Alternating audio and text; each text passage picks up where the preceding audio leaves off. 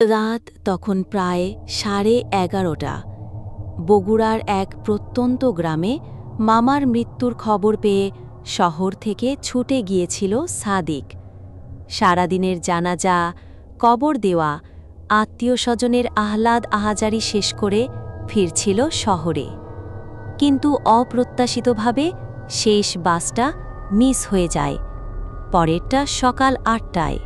মামার বাড়ির পরিবেশে থাকতে আর মন চাইছিল না, অস্বস্তি লাগছিল ভীষণ। তাই ঠিক করল হেঁটেই রওনা দেবে। প্রথমে কিছু দূর গিয়ে রাস্তার ধারে একটা চায়ের দোকান থেকে 1 কাপ চা খেল। তারপর ব্যাগটা কাঁধে তুলে হাঁটতে শুরু করল। চারদিকে থমথমে নীরবতা, শুধু মাঝে মাঝে ঝিঝি পোকার ডাক, আর দূরে কোথাও কুকুরের হালকা ঘেউ ঘেউ। হেঁটে চলেছে সাদিক, একা। শহর প্রায় 10 কিলোমিটার দূরে। হায়রে জীবন, সেই ট্রেনটা 5 মিনিটের জন্য মিস করতে হলো। নিজের সঙ্গেই কথা বলছে ও।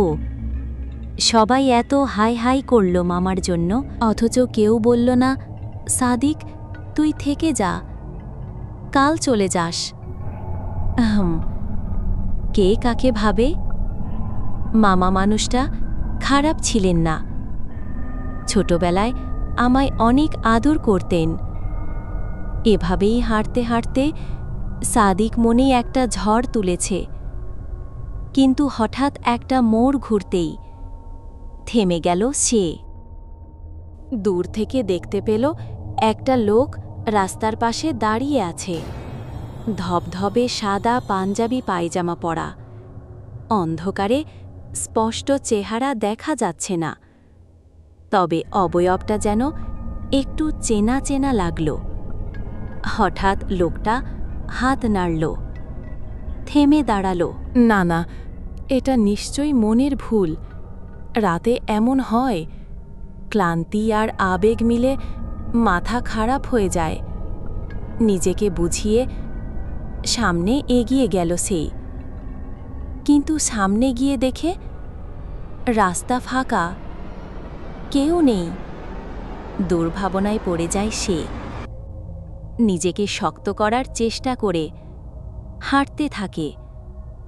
মিনিট 5 পার হয়নি, হঠাৎ কেমন যেন ভারী ঠান্ডা হাওয়া বইতে শুরু করে। গায়ে কাঁটা দিয়ে উঠে, গলা শুকিয়ে যায়। এবার রাস্তার এক পাশে একটা পুরনো বটগাছের নিচে দেখতে পায় একজন বসে আছে। এবার আর অবয়বটা স্পষ্ট। এটা যে তার সদ্য মৃত মামা। সাদিকের পা আটকে যায়, শরীর গুড়িয়ে আসে। মামা মুখ তুলে তাকায়।